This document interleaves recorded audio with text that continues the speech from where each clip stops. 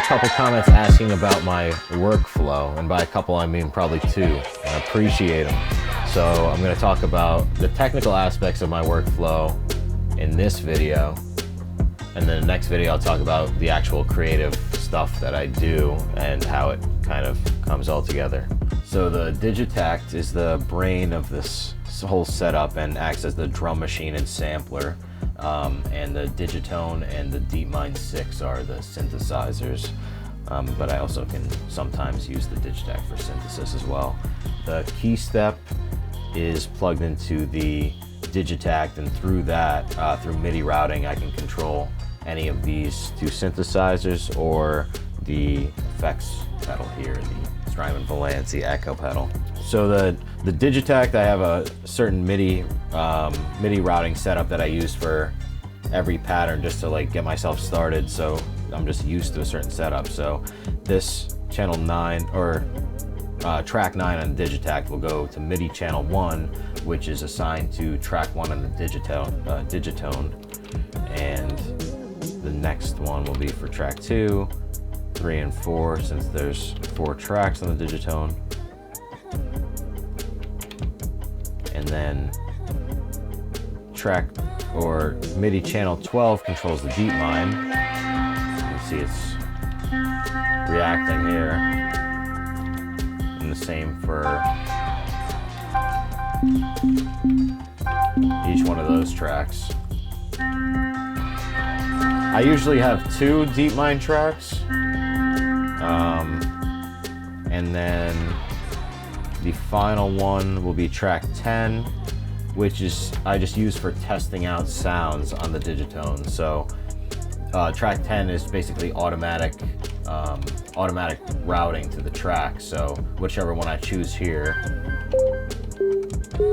So the reason that I have each individual track over here set up for the Digitone is that I might want to use the same instrument to do 2 different tracks.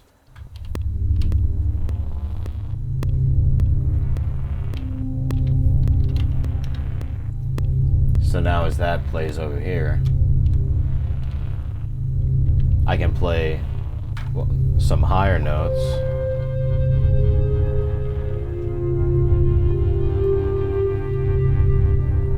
And sequence it on the Digitact instead. For example.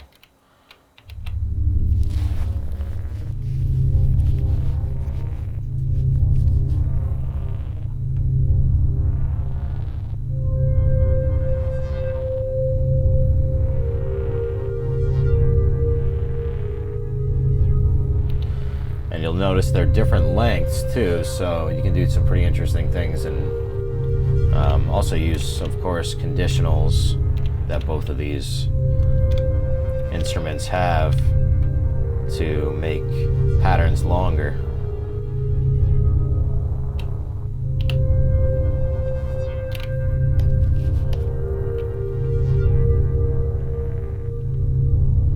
So that's the MIDI setup for, let me go to this pattern.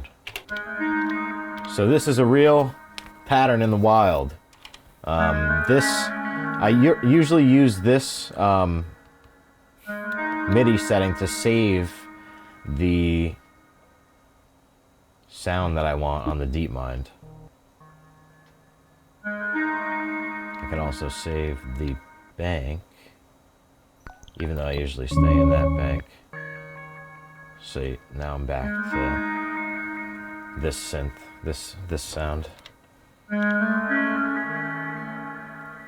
And the other really cool thing about the Digitone, I'm just gonna, it doesn't matter what it's called. This is the Digitact, but whatever. So this, in the DeepMind, I have some mod wheel stuff set up. Where is it? Oh no, I don't, I'm lied. Alright, so I'm gonna set it up. So let's set up the mod wheel to bring up the frequency.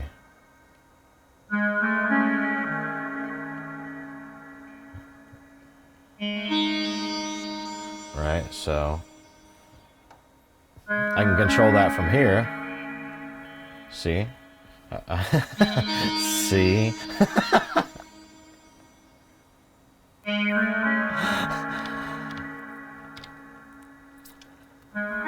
And I can also control it using an LFO. So now I can randomly set that value.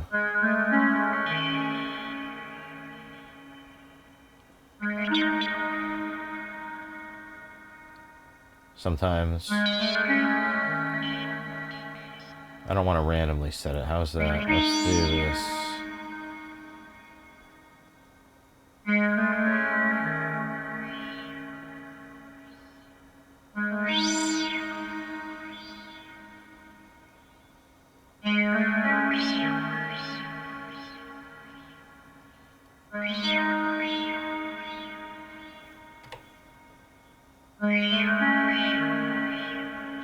Alright, so that's just an example of how you can modulate these instruments of parameters using MIDI control on the Digitact. And the same goes for external gear like this, like the Strymon Volante has MIDI input.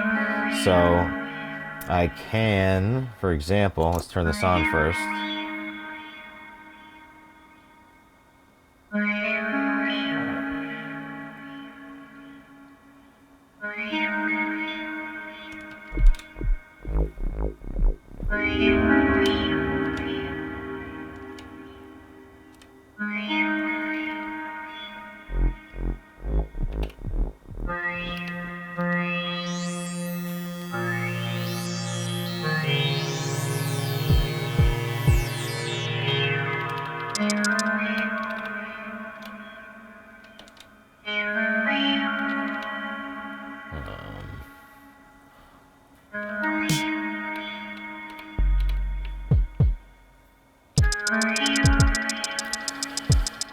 So let's see what we can do with this.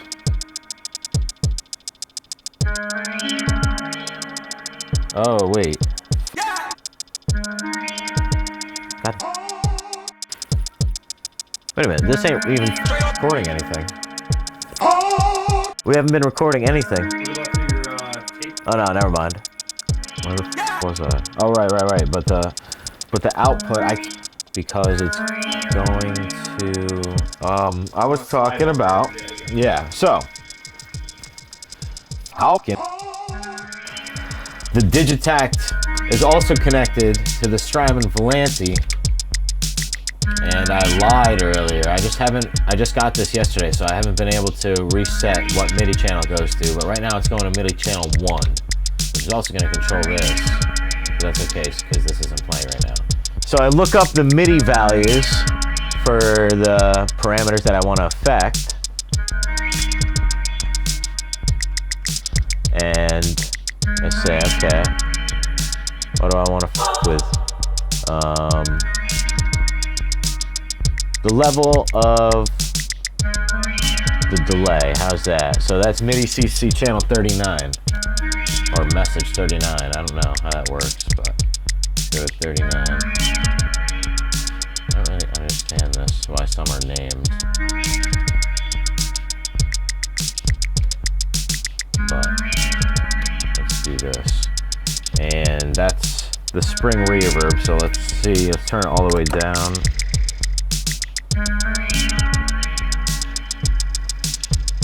So there we go.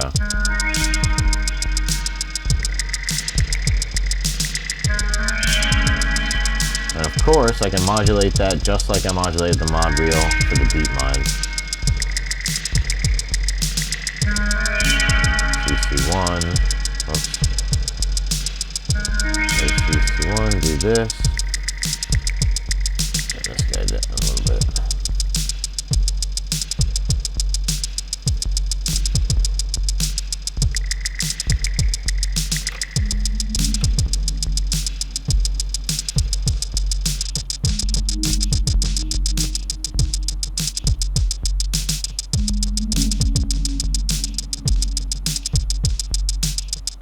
Let's just modulate the spring reverb.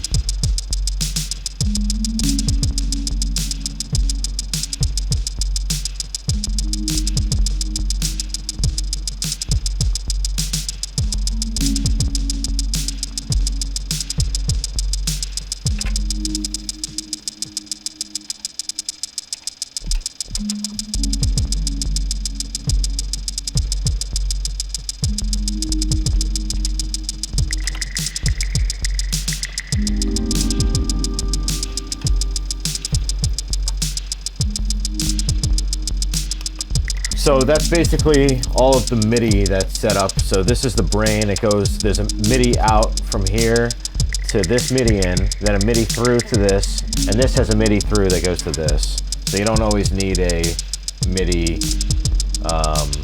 MIDI splitter, because a lot of things seem to have MIDI through on it.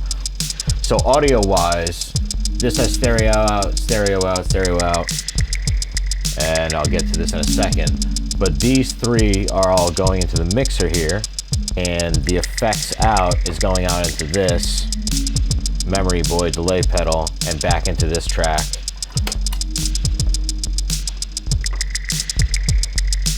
And you can use it like this by setting an amount of effects to it, but it sounds like absolute shit right now. So my master out goes out to this rack, piece of rack gear that I have hidden under this mixer here, which is a sonic maximizer. And what does it do? Well, it's been doing its thing the whole time. So this is what it sounds like. It's basically like an EQ, or technically it's called a sound enhancer, whatever that means. So turn it on, and low end sounds better. It just makes everything sound better. And it was like $60 or something. And this, the Sonic Maximizer, goes out to the echo pedal. I think it makes sense to echo a sonically maximized noise rather than sonically maximized echo noises. So, and then the echo pedal goes out to my interface, which has an output to the monitors and is being used to record into Ableton right now. And usually this doesn't look as ridiculous as it does, but this is what I'm working with. So my control out, I don't even know where that's going, honestly. Where is that going? My control out is just this right here. That's not doing anything. I don't use the control out. My headphones out is going to a field recorder, which I usually use to record. Like, I have been using this to record things for the past while, but I have been recording with Ableton recently. But anyway, this thing has an output that I can also use to go out into this tape deck. But this ain't stereo. All right, so what else? You think you know me? Else? That's it. That's basically everything. All right, so I guess the technical aspects, the technical explanation of my workflow is running kind of long, so I'm gonna cut the video off here and make it like a more creative workflow video that you can check out if you